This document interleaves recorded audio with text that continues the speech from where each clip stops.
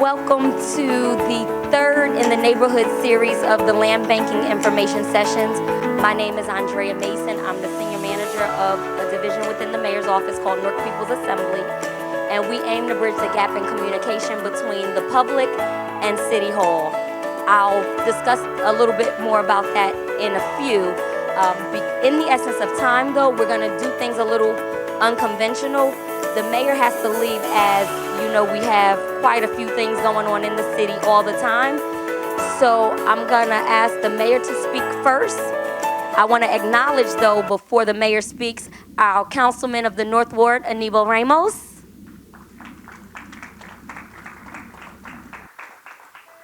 Okay, so the mayor's going to allow Councilman Ramos to speak first. Come on up. And just in the interim, thank you, Temple Rock staff, pastor, specifically Mayor's aide Carlos, for allowing us to host this meeting in this place, and Carlos for securing the location. Thank you so much. Here you are. Thank you. Right. Good evening, everyone. I too want to thank Pastor Carmelo Roman and our family here at Temple Rock. They've always been more than willing to open up their doors to the community. And a special welcome to our mayor, Mayor Barak and his team. We're working together in the city, definitely to come up with some creative approaches in dealing with some of the issues that we have related to abandoned properties that may be owned by the city of Newark, and in most cases are actually owned by banks and other investment entities, and they do present some very significant quality of life challenges and issues for all of us. It's very expensive on the city side to constantly have to go out there and clean up and cite these property owners so that they can do a better job of keeping their properties clean, and more importantly, so we can incentivize the redevelopment of some of those lots in city-owned properties. And this is a unique opportunity what the city is doing. Thanks to the leadership of our mayor, we will become the first city in the state to pilot the idea of a land bank. And I believe this is a creative way of addressing some of those problems and concerns. And today you're going to have an opportunity firsthand to learn about the land bank process, to ask questions, to become familiarized with how it's going to work in the city of Newark. And whether you're a neighbor or a prospective investor, tonight you should be armed with some very valuable information on how you could play a part in helping transform our city and our community. So welcome. Thank you for being here. Thank you, Councilman. Mayor, you ready? Sounds good. Thank you. I just want to thank the councilman again for coming out and being at this meeting. Obviously, the shepherd of this house, the pastor, the family here, for letting us come into this space, and all of you for being here.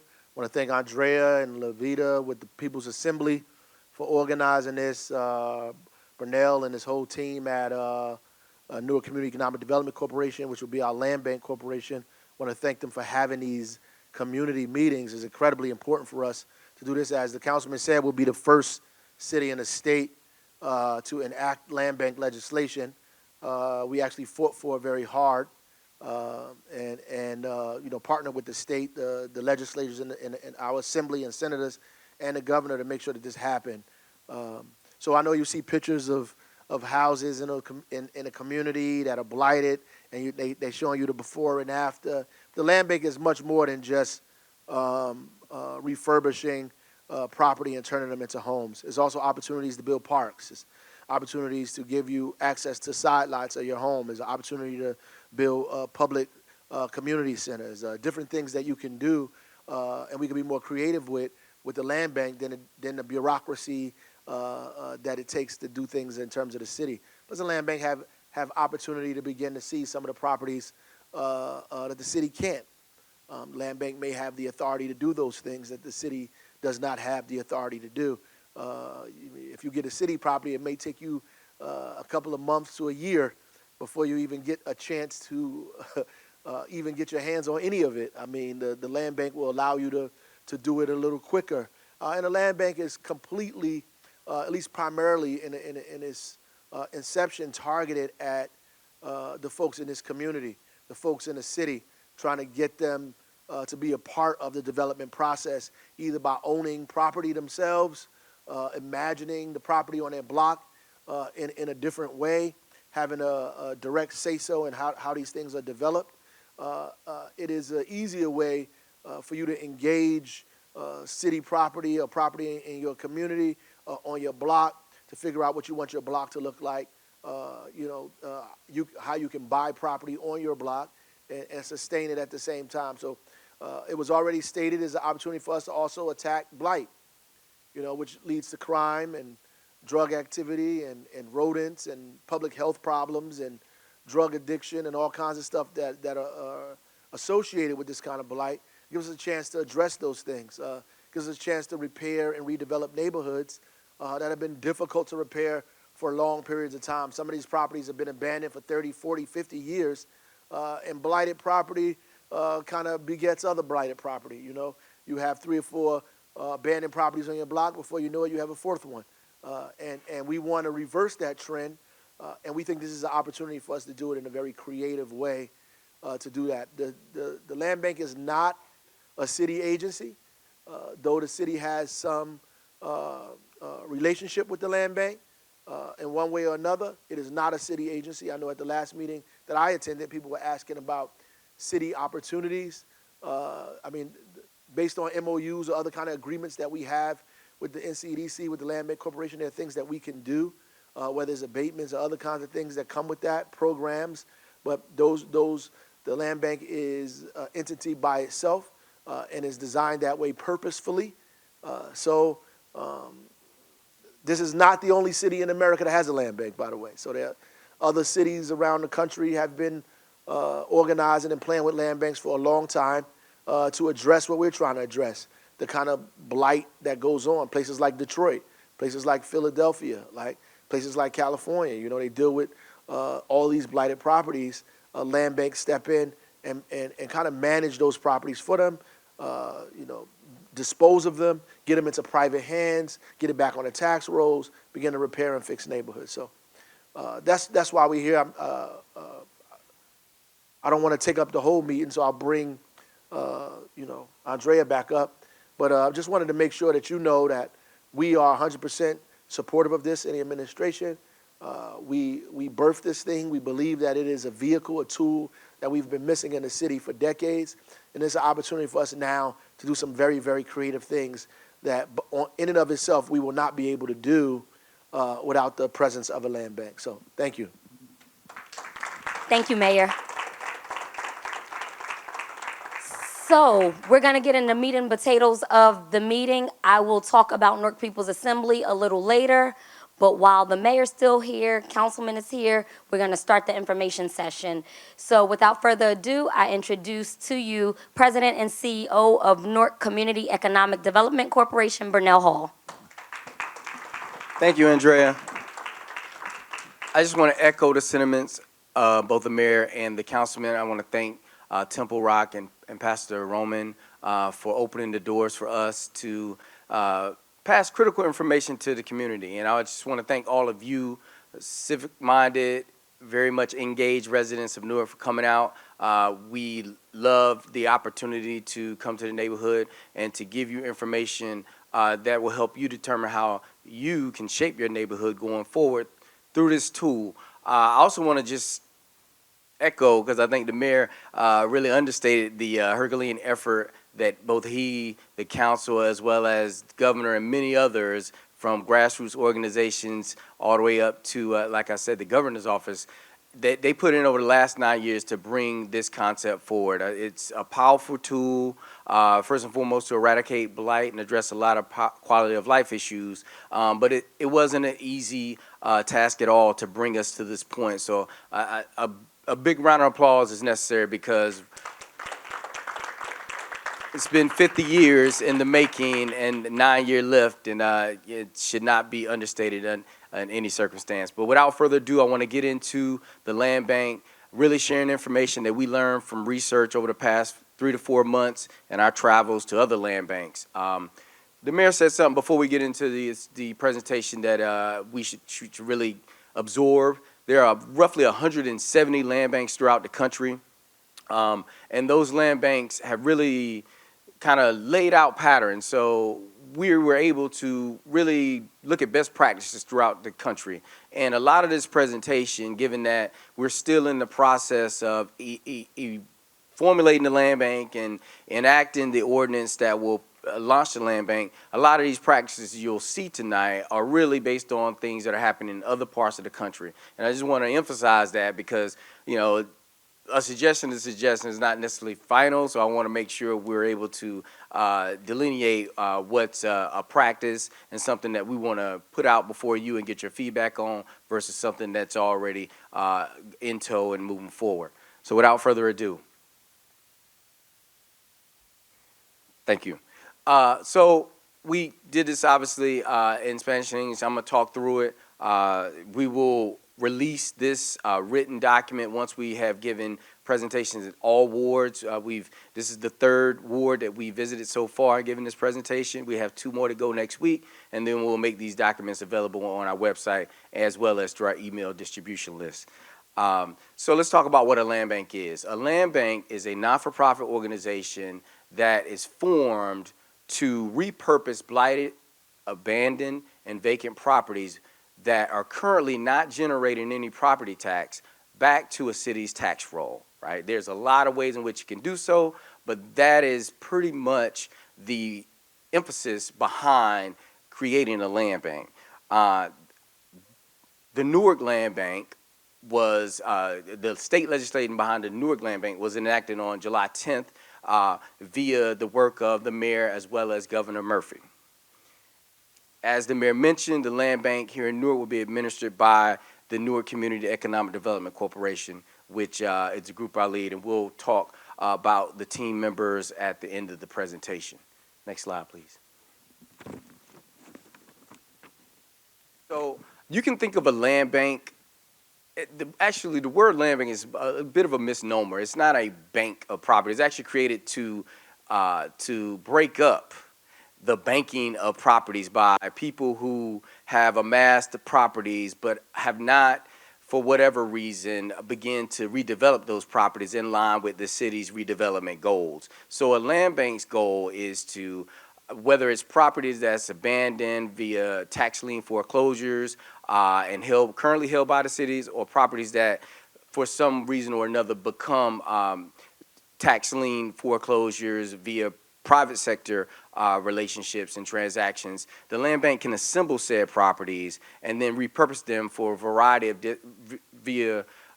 of disposition policies, whether that be for home ownership, neighborhood business development expansion, the mayor mentioned urban parks, community services oriented facilities, whether it be youth community services and or mental health facilities and the like. There's a lot of different programs that could come out of having an instrument that assembles properties at an expeditious rate and also disposes properties in a way that allows the community to take more ownership. Next slide, please. So let's talk about some of the reasons in more detail why land banks are created. We mentioned home ownership. One of the things that we're going to talk about in more detail later on in the presentation is how our friends in Detroit use the land bank to create home ownership opportunities for people who are current residents of Detroit who want to make the transition from renter to homeowner. That's definitely a program that we spent a lot of time studying and that we think would be very applicable here in Newark. Land banks are in place to eradicate blight.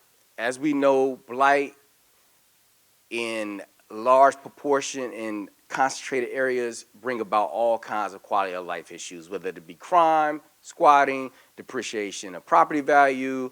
Lots of bad stuff comes along with blight. It's statistically proven that when blight leaves, so does a lot of these quality of life issues. So a land bank would definitely be looking to address blight issues head on. Affordable and market rate housing opportunities.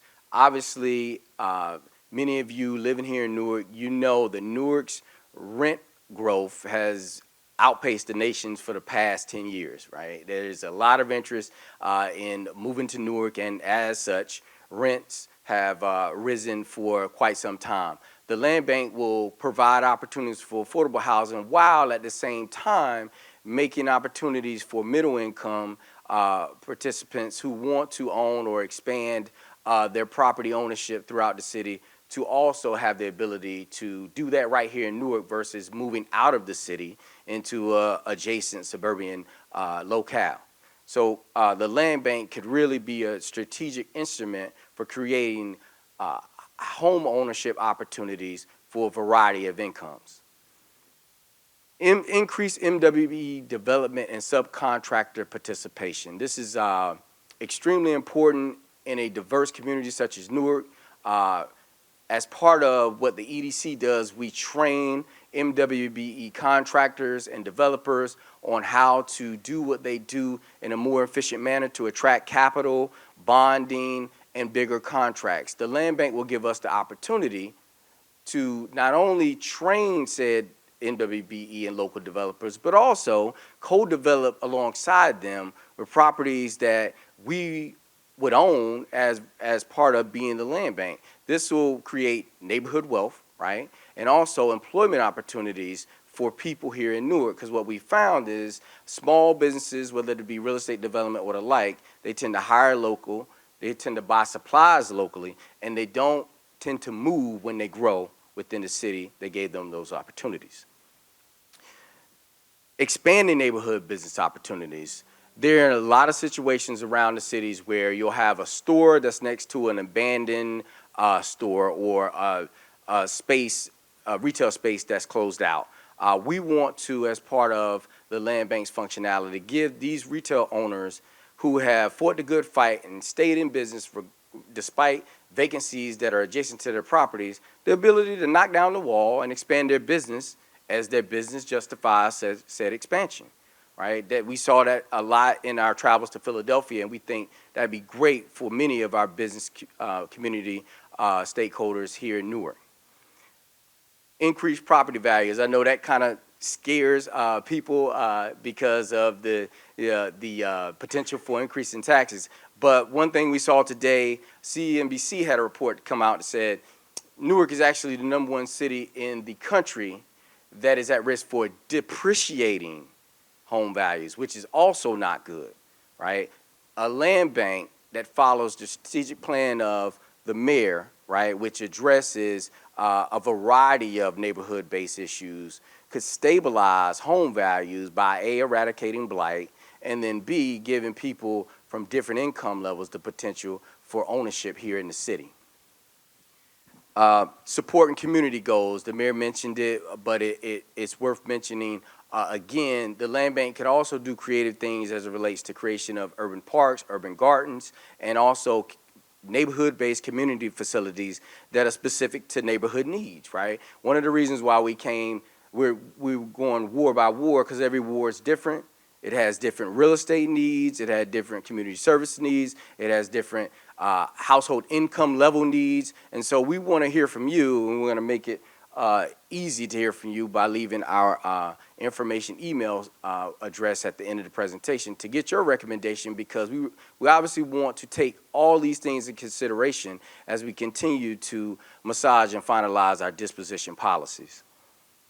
And then last, but obviously not least, a land bank, through all of the benefits that were mentioned earlier, could help, among other tools, improve the quality of life for Newarkers, which is the ultimate goal of not only the mayor, my staff, but all of us. Next slide, please. So we want to give a very, very simplified overview of how the process would work. The mayor talked about how a land bank could expedite both the acquisition and disposition of properties. But I just want to kind of speak to that in showing how a property could become vacant, right? A land bank via ordinance, both the state and local level, can take hold of said property through tax lien foreclosure, through participation in an auction, and then it could either rehab the property, in partnership potentially with MWBE local development partners, or it could resell the property as is via auctions that will be very transparent and open to anyone 365 days a year, 24/7, right? From there, the property is restored back to productive use. It generates property taxes, which could be used for a number of municipal needs. Next slide, please. Again, this is an overview of the benefits of a land bank. We talked and touched on many of us who won't stay on this slide long, but eradicating blight, decreased crime. Environmental, public nuisances can be abated via land bank work. Obviously, returning properties to tax rolls, funding generated that could be used for schools and the like, and economic development through partnership with businesses that are here in the city. Lastly, it increases the opportunity for a variety of income housing. Next slide, please.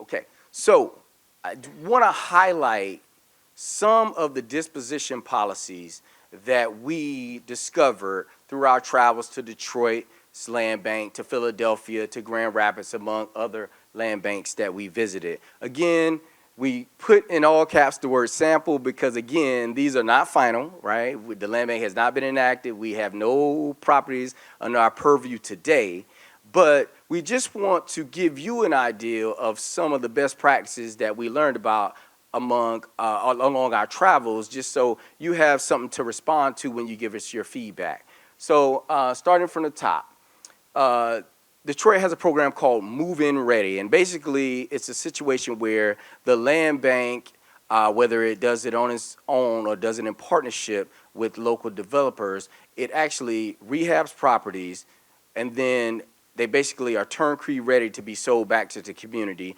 under a number of different disposition policies. They have set-asides, right, specifically for people that live in the community, right, address verified, utilities, payments are verified, you're a renter, you're a citizen, it's very easy to prove that.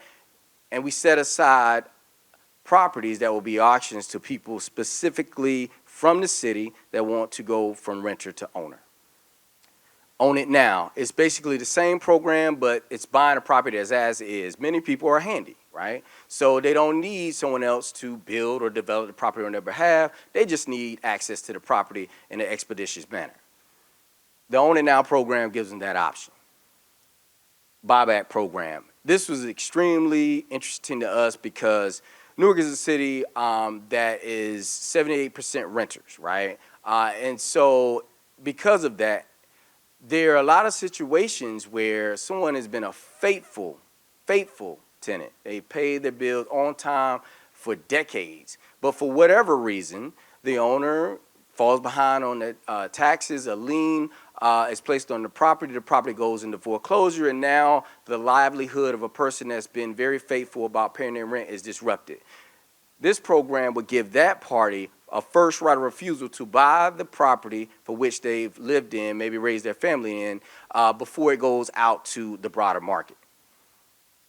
Section 8 program. We're actually working on a pilot now to convert Section 8 renters into Section 8 homeowners.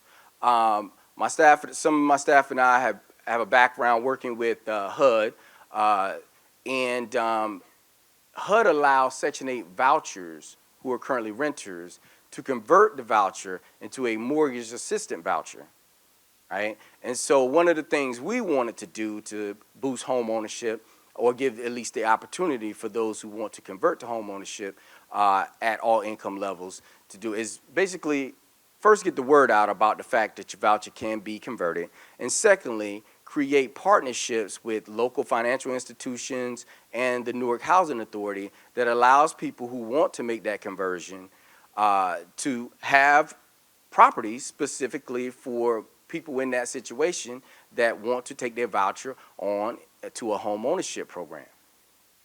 And then the mayor mentioned the earlier side lot initiative. So when we were in Philadelphia, we were able to visit several properties where owner was adjacent to an alleyway or a abandoned lot that was in between their home and another homeowner's home, and the lot, when they bought it, had overgrown weeds, squatters. They were all sort of blight and nefarious activity, but at their own expense, the homeowner had been taking care of said properties for many, many years, and the Philadelphia Land Bank basically created a program to where that homeowner would have the ability to buy that lot for $100, $500, some deep discounted prices, because they wanted to give them an opportunity to be rewarded for taking care of a lot that they didn't own, right?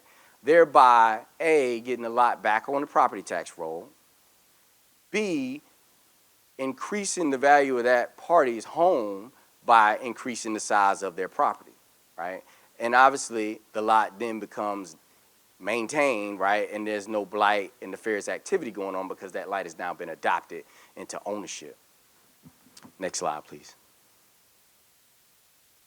One of the ways in which, or one of the main ways in which properties could be sold via the land bank is through online auction. I mentioned before, we have begun looking at websites and actually began work on our website where you have the ability, among others, to bid on properties 24 hours a day, 7 days a week, 365 days a year, right?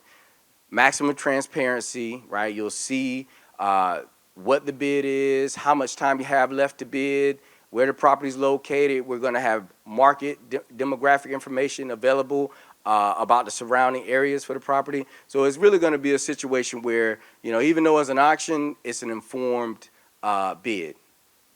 And we're going to give you a snapshot of the website that we've been working on. It's not completed, and the snapshot is just that, a snapshot. But I want to give folks a visual of how transparent this process could be.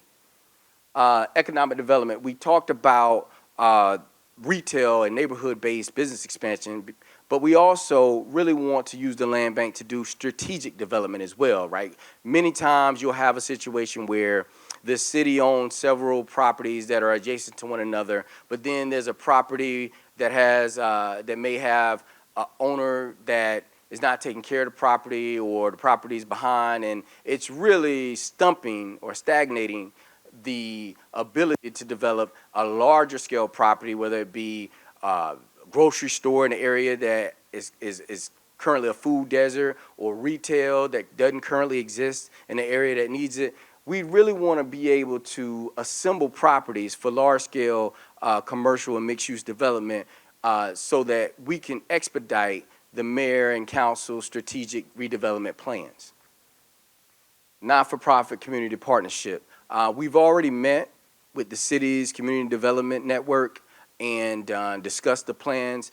We definitely want to set aside inventory and create RFPs for not-for-profits that are going to provide services that specific neighborhoods need, right? Whether it be a youth center, mental health facility, we are going to put out RFPs that are attached to certain properties that, in lockstep with the city's current redevelopment plan, and also as a reflection of a preference or need based in a given neighborhood, gives community development organizations that provide and have a proven track record of providing specific community services. Again, I'm just throwing something out. It's nothing hard and fast, but whether it be a mental health facility, a youth community center, a senior center, we really want to set aside properties that will expedite providing community service to neighborhoods that need specific community service. Next slide, please. Okay. So one of the ways that, one of the questions that we continually hear is about accountability. And I just want to address this just so people understand that, although it is not a city agency, a land bank is very much going to be held accountable at multiple levels, right? First and foremost, the people who will be administering the land bank operations, my staff who you'll meet at the conclusion of my presentation, are all well-experienced real estate and business development professionals. We also have a board which will consist of city employees, city council people, as well as other real estate and business development professionals who will look at the activities that the land bank undertakes with scrutiny and, give us comments, and where necessary, we'll make changes based on some of the feedback we're getting. Lastly, we'll have a community advisory board, which by state law we have to create within 90 days of our launch, which consists of citizens as well as not-for-profit and community associations that will give us strategic oversight and provide feedback on how effective our activities as the land banks are in various communities. Next slide, please. Transparency. You'll see a snapshot of this with the website that is currently under construction, but I also encourage people to look at the Detroit Land Bank's website as well as Philadelphia, among others, because it'll allow you to see what I'm about to say in real time. But each land bank transaction is going to be available online before and after, right? You'll get a sense of our current inventory. It'll be online. You'll get a sense of transactions that are already had. We'll produce weekly summaries, and we'll also produce annual reports or strategic plan reports, so you'll know what we did and why as it relates to goals that were laid out at the beginning of the year. As well as we will be publishing financial reports, which will be something you can download from the website at your leisure. Next slide, please. Okay, so again, the website is currently under development. It's not live, but I wanted to give everyone a visual or a sense of where we were going. For a live land bank website, again, I encourage you to look at the Detroit Land Banks, the Philadelphia Land Banks website, so you can kind of get more sense of the functionality to come. But we have began work, and our website will look something like this, where you will be able to query the types of properties that you're looking for, right, specific to your own needs and preferences, right? Next slide, please. And then from there, you'll see here auction opportunities or bid opportunities, right? This is small print, but the first one is basically a property that will be bought as is. These are phony addresses. Again, this is for demonstration purposes only.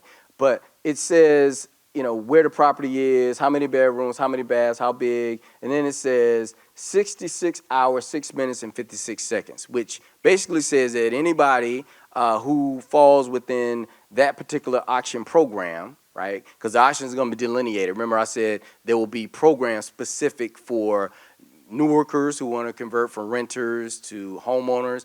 They'll be allowed to bid on specific properties. Then there'll be programs for anyone. Then there'll be RFPs that comes out for a larger development. But this is showing you where you have different buckets of properties, right, that you're able to bid on live from the comfort of your own home. Next slide, please. So what's next in this process? I know we gave you a lot of information. We're obviously going to open it up for questions, but I also want to give you a sense of the way forward. We have already had 2 meetings, right? This is our 3rd of 5 because we want to go to every ward and have this conversation where you live, because that's where it affects you. We will be having our final 2 meetings next week. And then from there, we have one of the foremost land bank authorities, an urban planning company called Interface Studios, working on what will be called an opportunity report.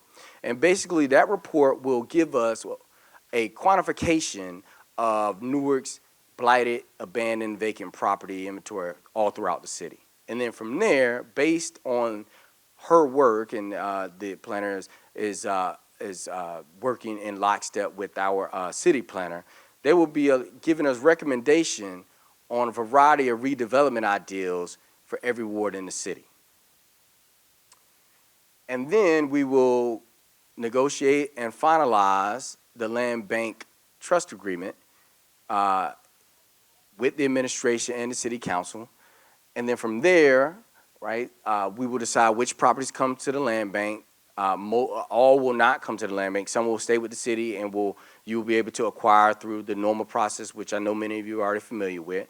But we'll know more about what our inventory is once the transfer of properties takes place. And then from there, we'll launch the land bank with the website. We'll obviously distribute a lot of information about when that date is going to happen well before it does. But at that point, you'll be able to access land bank inventory directly. Questions?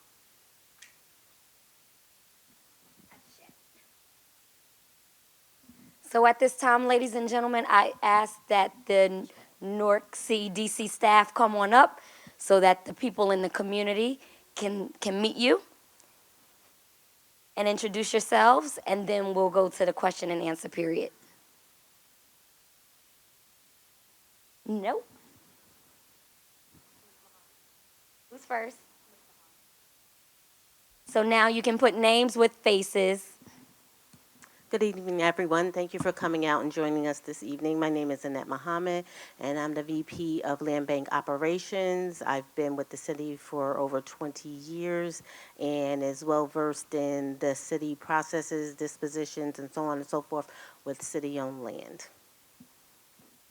Good evening, everyone. My name is Polina Bakhtiarov. I'm the Senior Vice President for Business Development with NCEDC.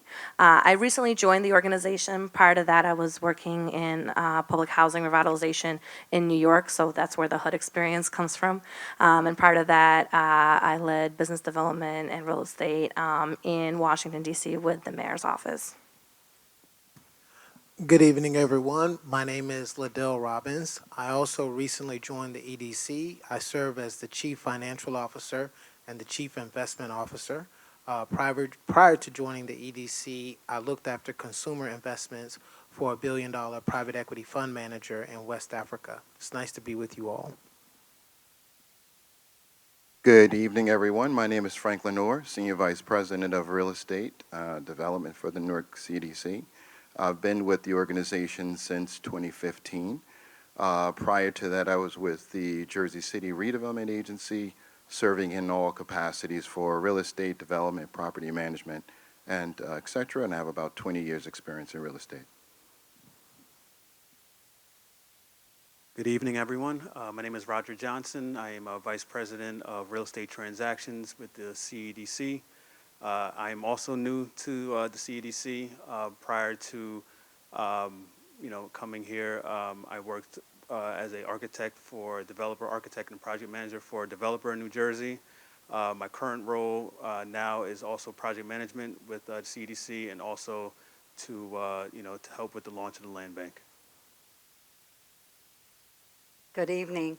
Buenas noches. My name is Norma Gonzalez. I am a proud resident of the North Ward, lifelong resident. I've worked over 25 years in the private sector, the last 5 years of which have been in government, and I've been with NCEDC now for the last 3 years. I'm the VP for Real Estate and Business Development. Good evening, everyone. My name is Francisco Glame. I'm the marketing manager for NCDC. One of my big directives here is to reach out to you all. The biggest initiative that I have here is to get the communication and the information out to you guys. We have an Instagram, we have a Facebook, we have a Twitter. I would suggest all of you to please follow us to stay in the know with all the events that we have going on. Our Instagram and Twitter account is Newark CEDC. We do have a whole bunch of programs for contract developers, investors, training programs. So we want to get you all involved. So please, once again, Twitter, Instagram, Newark CEDC. Our Facebook page is the Newark Community Economic Development Corporation. Please feel free to reach out to us on those social media handles. We would love to add you to our email list that you could find on our website. Thank you. Thank you, Francisco. And that's the perfect segue for me to begin talking about Newark People's Assembly before we go into questions. So if you're just joining us, Newark People's Assembly is hosting this series of meetings, as well as series every month. We are the division of the mayor's office that aims to bridge the gap in communication between the community and City Hall, its divisions and agencies. We also hope that City Hall becomes more transparent, and the way we become more transparent is information sharing, for you to know exactly what it is that we're doing. So we do that by having you register with Newark People's Assembly, and then we sharing that information. We're hoping to become the consortium of nonprofits, small businesses, and anyone with a database so that when we share information with you, you then share it with your constituents, residents, the community that you serve. The office is 2 women, myself and Levita Johnson, who you all met when you came in. Hopefully, you registered already, and if you haven't registered, the people next to you that are already registered will let you know that you will stay informed. We send out between 5 and 10 emails a day about the happenings in the city of Newark. Hey, I heard that, but it's all good information. You can always, send an email to say, please take me off the list, but I've only had 5 in like the 3 years I've been doing emails. But we're coming up on, Newark People's Assembly is actually coming up on our 1st anniversary. We celebrate 1 year, September 29th, we had our first meeting, and that was about the water. Interestingly enough. But I digress. Now it's time for Q&A. Hand it back over to Brunel. I'm sorry. Right before the first question, I also want to acknowledge 2 people who have taken out time in their schedules to come. Our Director of Economic and Housing Development, who's also on the board of the Newark Community Economic Development Corporation, Allison Ladd. Thank you for being here. And then yet another board member, Joel Fraser, is here with us this evening. Joel, you stand up. As you can see, it's a very highly experienced team of committed parties that really want to see this thing be successful. But obviously, it starts and ends with you all. So without further ado, please let's talk about it. Yes, ma'am. Oh, and I apologize. In our haste to start the meeting, I failed to mention that this meeting is going to be recorded, as you see, cameras. But the one particularly in the front of the room is for Newark TV, Altice Channel 78, and Fios 28. So in the coming days, it'll be seen on, if you have Cablevision, Channel 78, and if you have Fios 28. And that's just also a way of that the city of Newark communicates with the masses. So stay tuned, 28 if you have Fios, and 78 if you have Cablevision. Thank you.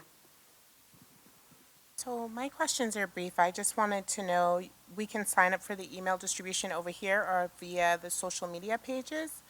And then the second question was about the timeline. You mentioned that you were going to have meetings throughout the ward. So are we looking at like 1/1 as an implementation date or later? That will be a goal, 1/1 or sooner. But that end of the year is the goal. The process is fluid, right? There's a lot to be learned, a lot of discussions to be had, both with the community as well as the city council. We're waiting for that opportunity paper, which will give us more technical insight as to what the vacant property inventory looks like. But once we have that, we expect the process to pick up. But because we don't have hard dates yet, we didn't want to put anything out there. As it relates to communication, as Francisco mentioned, right, we have a variety of social media sites, and we definitely have an email address where we are encouraging people who may or may not have their questions answered tonight to, email us, right? Questions, answer, comments, recommendations. We're going to synthesize and memorialize that as part of our work and keep that going forward. Thank you. You're welcome.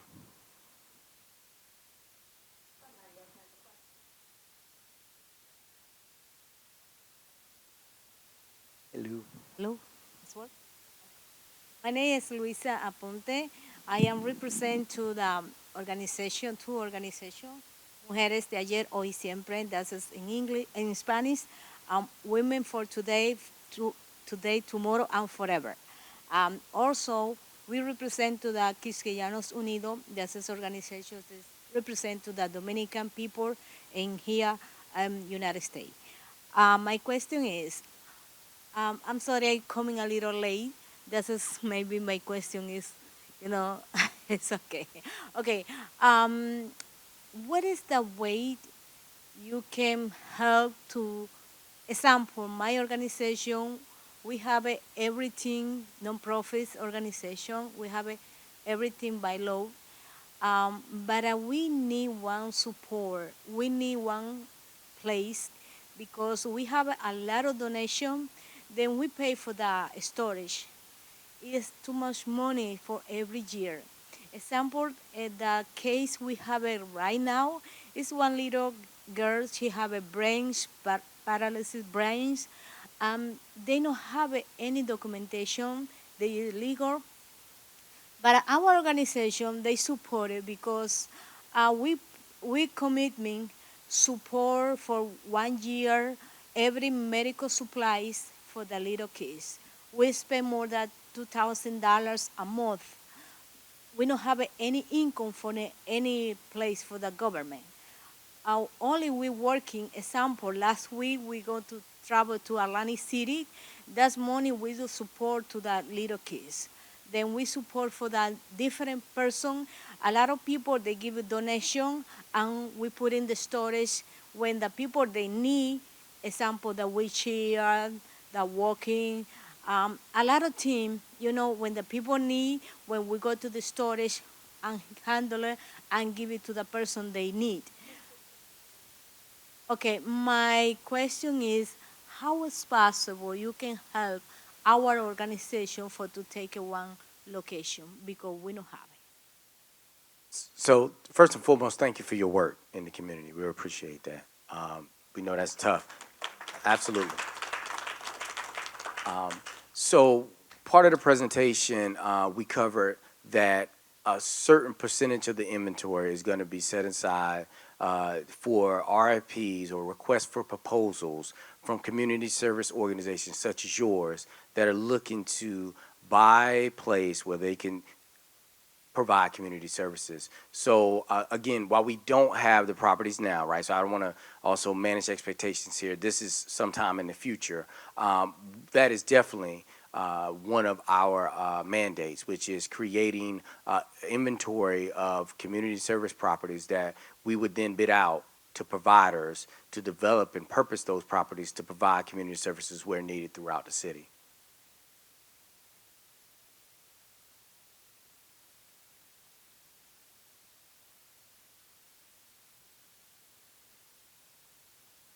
Yes, I do. So one of the other things, and this is why it's good to have a great staff, that I want to mention, the mayor is also launching a program where, and this is separate and apart from the land bank, he's going to set aside 3 to 5 properties specifically for a discounted sale to community service providers throughout the city to provide similar services as the one you mentioned, as well as other services. So this is a huge initiative, not just for the land bank, but also for the administration in totality. So I understand you need that now, and I can totally appreciate that urgency, but stick with us. This is something that is extremely important to the mayor and everyone else. So you'll see opportunities for community service providers to acquire properties to operate in the days to come.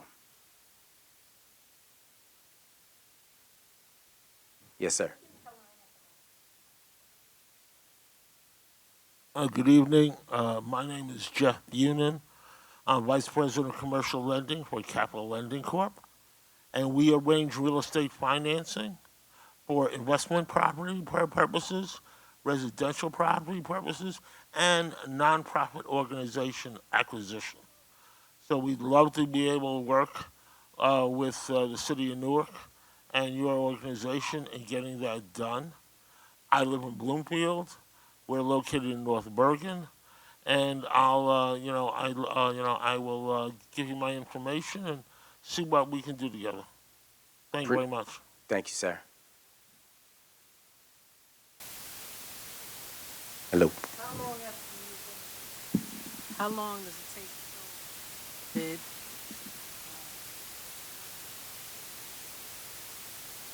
Have the property? How long does it take to close after you win the bid? Oh, you want to take it? It's question time. Oh, so again, we don't have any properties now, right? So we haven't been through the specific experience here in Newark. In other locales, it's generally been between 30 to 45 days.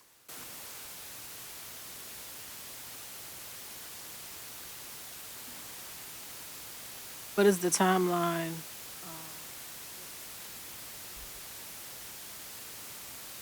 What is the timeline for the rehab to be completed Again, haven't been through it yet here. in other municipalities? Oh, okay. So it really depends on what you're rehabbing, right? Smaller properties are going to have a faster timeline, right? So, and it also depends on the work to be done, right? So if it's structural damage, that property may need to be demolished, right? And then you start from ground up as it relates to construction. If it's a property where there's cosmetic issues, maybe you need some more vinyl siding, you need to paint, you need to, repair the floors, then that's obviously going to have an expedited rehab. I mean, we've seen it go from a month, 3 months, but it really depends on the work to be done.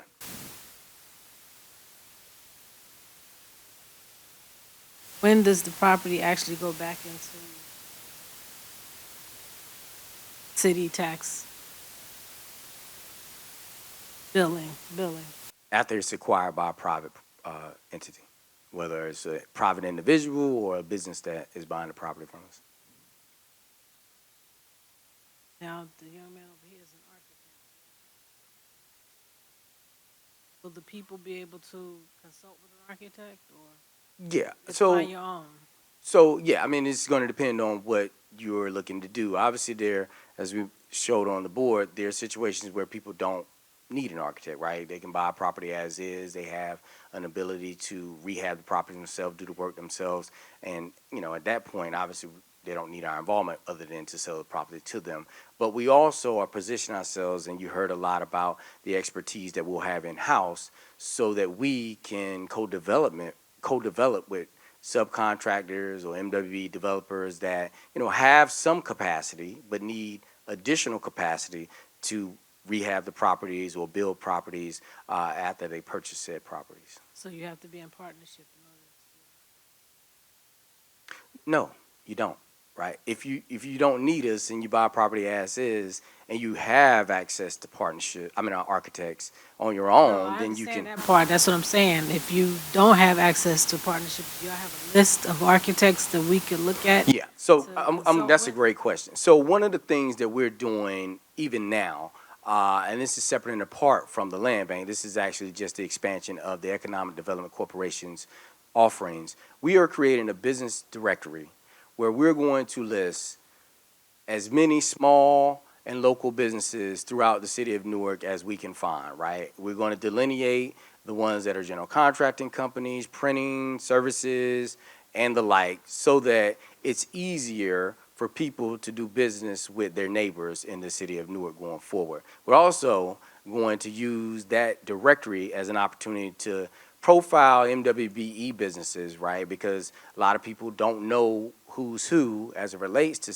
said types of businesses, which business is a woman-led business, which business is minority business at this point in time, because it's not readily available information. That's something that we're working on to bring on the EDC's website going forward.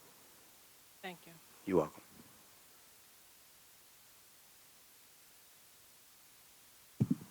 Good evening. Pardon me. I'll take the mic off. My question is, I wanted to go to the city for the auction. I wasn't able to go because I never received the email. So when I actually saw it was too late. But my question is, how would the new land bank law help Newark residents in terms of price versus the actual city auction? Will it be more affordable for Newark residents, or I just want to know if there's a big price change or incentives for Newark residents. Pardon me.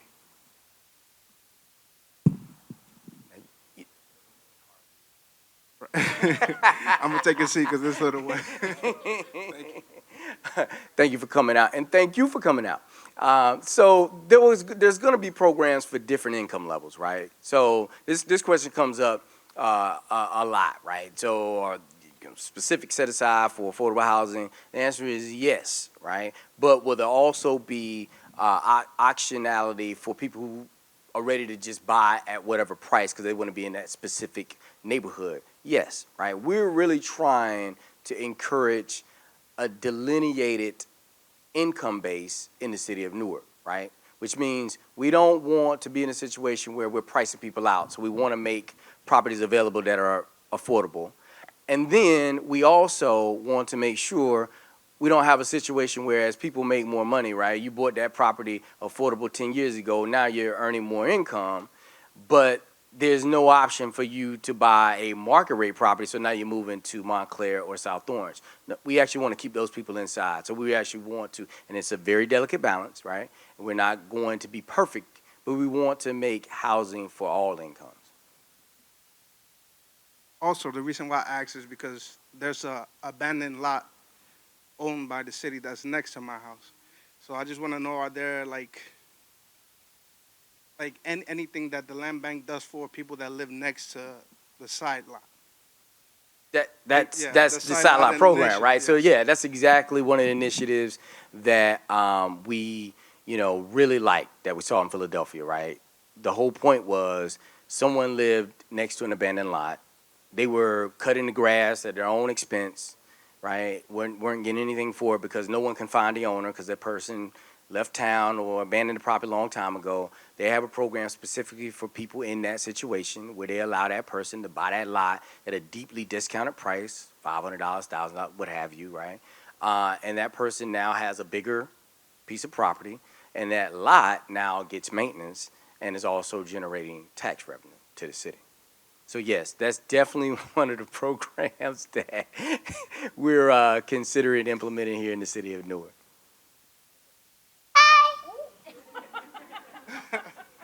All right. I appreciate everything that you said. And I also want to give a shout out to Franklin Orr.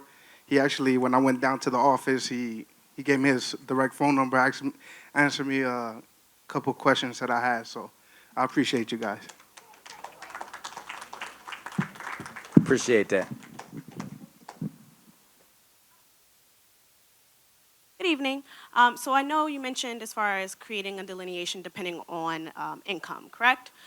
So in regards to, I guess, the timeline or the types of places that will be available depending on the delineation of income, so those individuals who have a lower income, right, are they stuck with the places that are going to need more rehab because they have a tendency to be lower in property value, or will it be accessible for them to have something that is at least starting off a decent quality of life, right? Specifically for the renting to own type of, you want to convert from a renter to a homeowner. Of course, because you want more property taxes, and that's necessary in order to better everything, right? So that was for question one. Can I answer question one yes, first? please do. So the answer is yes, right? Okay. There's going to be rehabbed and ready programs, variety of incomes. Okay. Own it now, which is buying it as is, variety of income. So it's not going to be a situation where, you're lower income, so you have to rehab the property, and it's nothing to that effect. Okay. Absolutely not. Because obviously we know, if depending on your income, you have a certain amount that's coming from a NACO or from an FHA or whatever the case may be, and so you only have access to $120,000, blah, blah, blah. Right. Part two of that, in thinking of so I work for Rutgers Newark, and I was a student at Rutgers Newark, but there's so many stringent laws in regards to if you're a student, where you can live, how you can live in those places, but then you also don't have income, so it's harder to find places to live that are accessible to you, right? So will there be incentives to teach students how they can also be partners in these aspects, especially Newark residents who are students in these areas, to keep the incentive of having those trained individuals that are coming in from the universities to actually buy into the city again and remain in the city in comparison to going elsewhere to et cetera, et cetera. You know the deal. Yeah, so I appreciate the softball question every now and again. Those programs exist already. There are several, right? One is the Neighborhood Redevelopment Program, NDP, or Development Program, and that's led by a gentleman called Al Tariq Shabazz, where someone who is new to development, right? You don't know the process. You just want to, buy a home, rehab it over time. Live in your city. And live in your city, right? So for novice, and I use that word loosely, right? There's programs that, and they're working on the next start time, so I don't have that for you tonight. But we'll make sure we work in collaboration with the city to get that out via our distribution channels. But there are programs for novice. We run a variety of programs for people who want to do similar work at a larger scale. One is called the Contractors Development Initiative, where we basically take people through the process of development and also licensing, getting bonded, and really position themselves to do larger scale development. We also have financial literacy programs going on throughout the city. Please go to our website because a lot of this stuff is out there. But yeah, we're doing that work. I mean, in terms of the work with the universities, I spent a lot of time working in collaboration with Rutgers, having just actually volunteered with the Brave Institute, encouraging this same thing, right, which is capturing people at different parts of their life cycle, right? We don't want students to feel like they graduate and have to leave. We don't want people that have moved up the socioeconomic scale, right? You got to a certain income and now you got to move to. We don't want any of that. We don't want people to be priced out, right? Because the city's become gentrified and unaffordable, right? We really want to make one Newark for a broad range of people at different points in their lives. Thank you. You're welcome.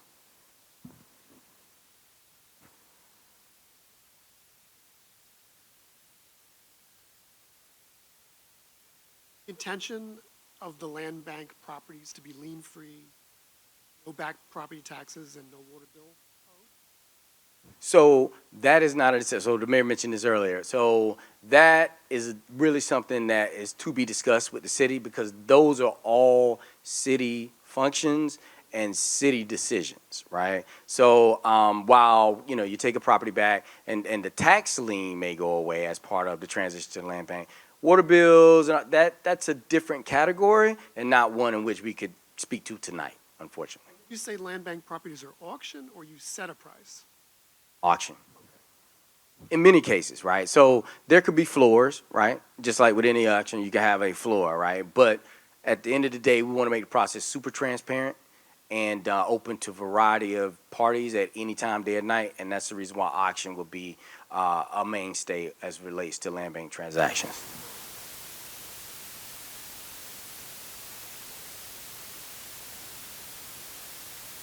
The city of Newark has rent control. City of Newark has rent control. Now, if you rehab a building, are you held bound to those old rent?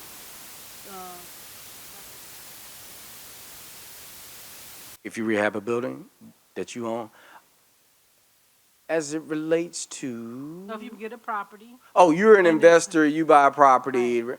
I can't actually answer that tonight because I know when rehab occurs, there's a reset, but I don't know if that level is a restricted level. So actually, that's a great question, and I'll come back with an answer in the next outing, or we'll make that answer available as part of a FAQ or frequently asked questions on our website.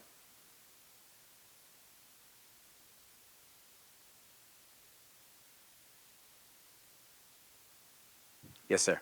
Yes. Do Newark residents, renters, have first dibs on these properties, as well as small business owners that currently have their businesses here in Newark? Yeah. So we actually talked about the best practices in the city of Detroit. They, as part of, so first and foremost, right, we're still working through what the specific disposition policies are, right? So I don't want to say in the affirmative, like this is going to be what it is. We want to sort of put forth things that we learned about. Two of the things we learned about in our travels to other land banks were programs similar to what you referenced, right? Which is a situation where, like in this buyback program, you have people who have been tenants for a number of years, faithfully paid their rent. You can verify whether it be through Social Security numbers or utility bills, the fact that they are Newark residents, and for whatever reason their landlord falls behind on taxes. We want to give those parties first right of refusal to buy where they rent it and live for some number of years. That won't be all the properties, right? That'll be a subset of our entire inventory. Same thing with the neighborhood business expansion, right? We talked about a scenario earlier where you have a store and next door has gone dark, or the store owner has abandoned the property for whatever reason, and your business is expanding right? So you really want to knock down the walls, for lack of a better term, but you know what I mean, buy a property adjacent to yours to expand your business. We definitely want to encourage that type of business expansion via discounted prices on that particular piece of property where appropriate.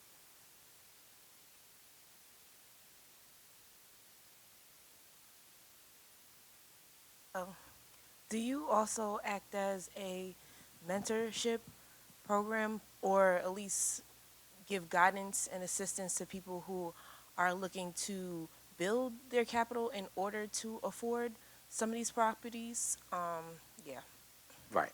So we, as part of this Section 8 renter conversion policy, have established very strong relationship with credit counseling groups such as NACA, among others, as well as financial institution, PNC Bank, TD Bank, Banco Popular, many of those that serve the Newark area, to begin discussions around various types of mortgages and credit counseling for people at different income levels and at different credit levels, right? That discussion has just begun via this pilot, right? So we actually are convening a meeting with financial partners in 2 weeks to talk about some of their products and figure out which ones work, right, and which ones don't. So we're absolutely focused on that. It won't be a service that we provide directly, but we obviously are going to have a number of referral partners that we'll have in place for people who need said services.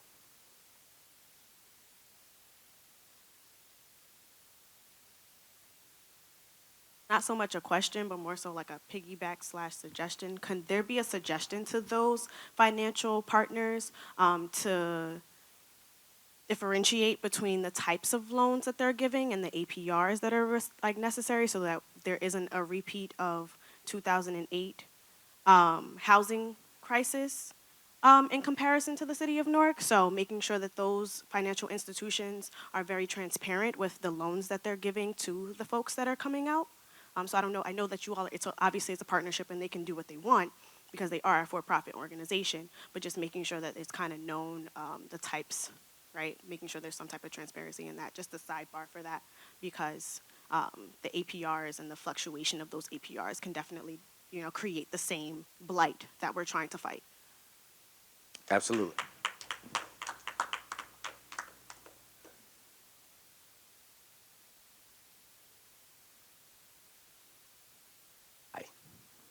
Hi. As I actually have a question. I have maybe some information for this young lady who asked about a mentorship program. I think there's an organization in Essex County. I think I need to shrink, or you can pull the mic out. Oh, you pull it out? Yeah. Okay, there we go. Oh, my back feels better. Okay. There's an organization, I think, called the Essex Community Land Trust that does offer programs. If you look it up online, I think they have one called OWN, which is a mentorship program to help people who are interested in owning homes, and it deals with basically with affordable housing, and that's just information that I have. Okay. Thank you. Thank you. Much appreciated. Okay.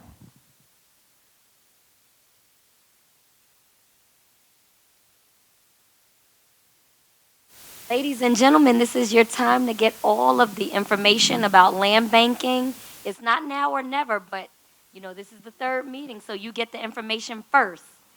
We have about a half an hour. I mean, I can end it early now, but I'm sure you have some more questions.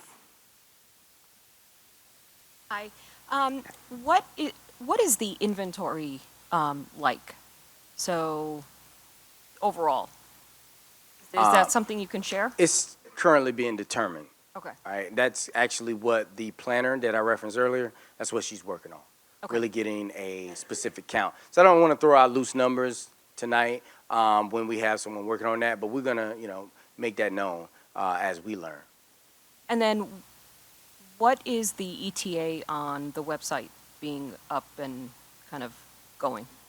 Around the launch date, right? Because so we talked earlier I'm about sorry, I came steps. late. Yeah, I came a little late. Right. So we talked through, and hopefully we can pull up that slide about the steps that we needed to go through. We did not put dates on those steps because we still have to A, get that report that I keep referencing back, and then B, work with City Council on the land banking agreement, and then from there, obviously, memorialize a lot of what we learned in our community meetings, and then at said point, we would launch the land bank.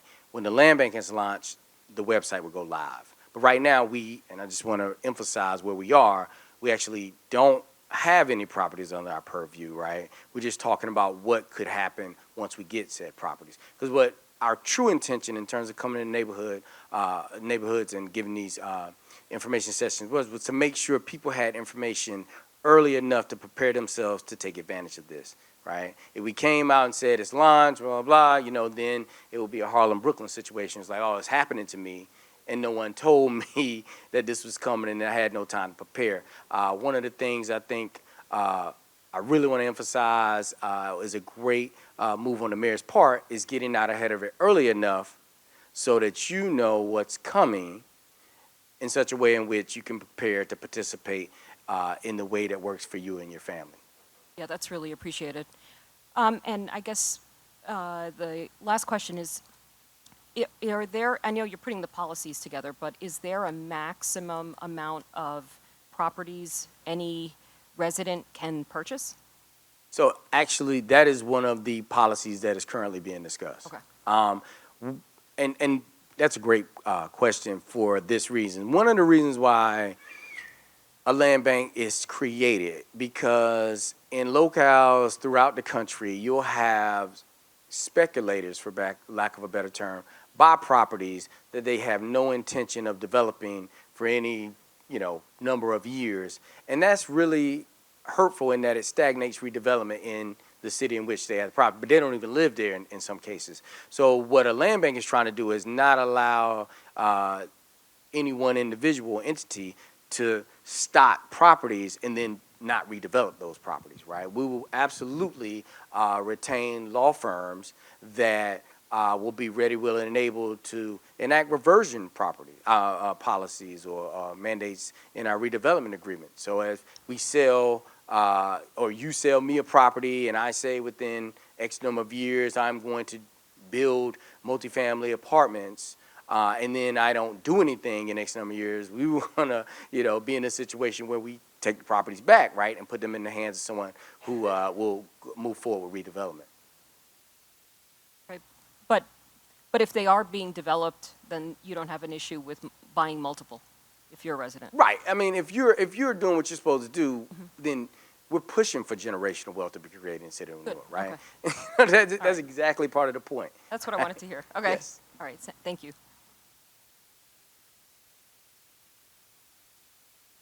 Someone finds a property that's not listed on your website, would they be able to come to you, come to your organization about it in regards to having it added into a situation where it's more lucrative financially? And also if that property so happened to be a property that was someone bought years ago and is just sitting on it and doing absolutely nothing. Yeah. So the first question, the answer is no, because if we don't own it, then it's U.S. property law, right? It's a private transaction, private owner. You would need to deal directly with said party. In a situation where there's a code violation because it's been blighted for some time, absolutely we want that to be reported to the city, right? There's a Department of Buildings and Building Code, right, that actually gives those tickets and notifications and fines. And once you get to a certain point, the property can be taken by the city, and then the city would make a determination as to whether or not that property could be transferred to the land bank. I have a question because I know, like, for example, the states offer grants to people who buy houses based off income. Would those be on the city website? Because like in 2012 when hurricane hit Jersey, right? Most people resident they didn't know the state was giving $50,000 individual buying homes was able that was impacted, and that was never on the city website. So I just would those things be available to people to know such programs available for residents? Because when Sandy happened, I know there was a grant up to $50,000 that could be given out to individual for areas that were impacted, and was never on the city website. So, and I know New Jersey gave you up to $10,000 for first-time home buyer. Would those services be on the website to let people know, hey, these are out there for you? Yeah, the short answer on that is obviously the city's website is controlled by the city. So I mean that suggestion should obviously be one that you make to us that we pass along to the city. But anything that's out there that we become aware of, we're also going to publish on our website. Okay, that was it. Thanks. Thank you. I'm curious to follow up on something that a prior questioner had, which is about the speculators and people that, like you said, will buy land and then sit on it and not have a real goal to develop it. And I'm just wondering if it's possible, if you've thought about this or plan to include it in your operating principles, limits on requirements when you buy something. You give a plan and you're actually going to follow through on that plan. And if you don't follow through on a plan, there's not a good reason, then there's consequences, that people can't just buy it.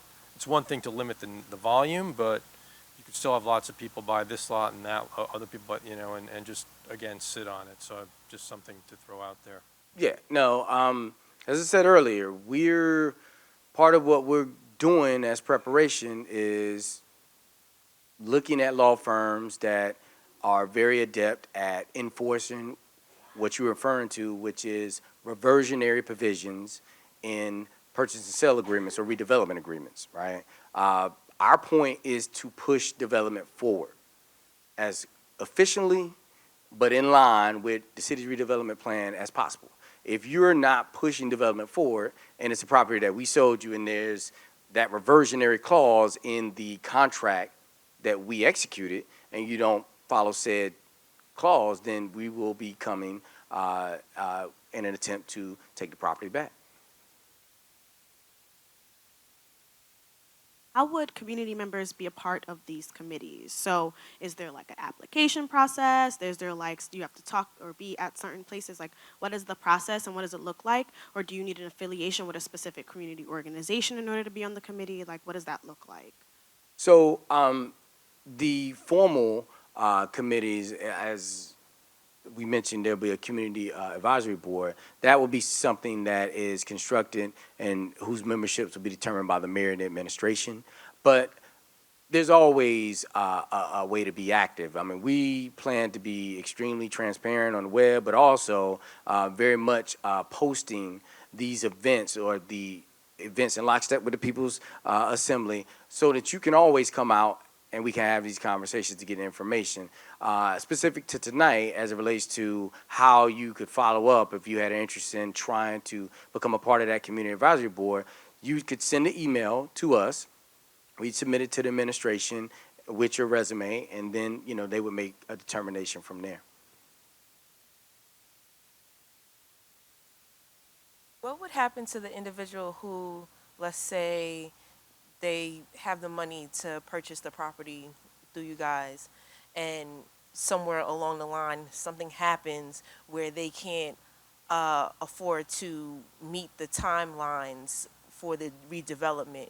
So you're saying that you're just going to take the property back from them even though they've already financed the majority of whatever was required by them, even though they may not be able to finish reconstruction within a certain time frame that's specified through you guys in your contracts? There are special circumstances of which will be evaluated on a case-by-case basis, but I just want to reiterate, the purpose of the land bank is to keep redevelopment going, right? If you're saying that I am a developer, you're saying that I have the capacity, both financially as well as from a professional skill set standpoint, to build something on time and on budget, right? The land bank has to hold people to that standard. Otherwise, you're keeping people who do have that capacity from having the same opportunity, right? Which is what we're trying to prevent. Now, there are special circumstances, things happen, and there'll obviously be provisions, and people like Franklin, who's seen many of these special circumstances in his career time and time again, will evaluate it, make recommendations to us, to the board, we'll go from there. But I do want to reiterate, this is about putting the properties in the hands of people who are going to return them to productive use as efficiently as possible.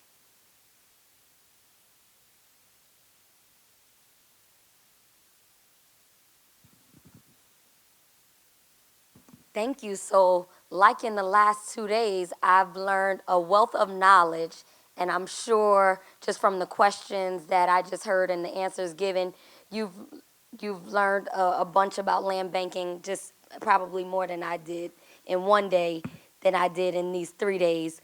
But I want to thank everybody for coming. Thank you specifically, Burnell and staff. I mean, when I tell you I've learned so much in the last couple days. I mean, the first meeting was back on July 23rd, and I thought I sort of knew what land banking was all about. But then when we started this series, it's like, shoot. And every single day in every community that we have a meeting, there's a whole different set of questions. So it's like wherever you live, your concerns are a little different. So the questions are a little different, and then the answers are different. So I will continue to have these kinds of meetings. I want you to remember first and foremost that this has to be passed by council before any of this can really become law and they can really work on those specific dispositions. So once council passes it, then we'll have other community meetings that really can speak to those separate things, like what the side lot program looks like, what the buyback program, all of those things that we just learned about. But so thank you again.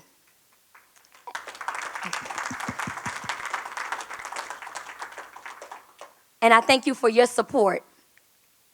You will, if you don't go on Newark People's Assembly's website, which is www.newarknj.gov, click on community, then click on Newark People's Assembly. If you don't register yourself within the next couple days, we have to enter you all manually. So it's going to take a couple days for Levita and I to get your information into the system. If you are in a rush to get onto the database, you can do it from your phone or, tomorrow.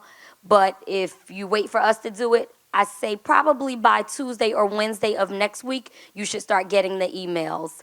I thank you for coming. There are refreshments in the vestibule, so help yourselves.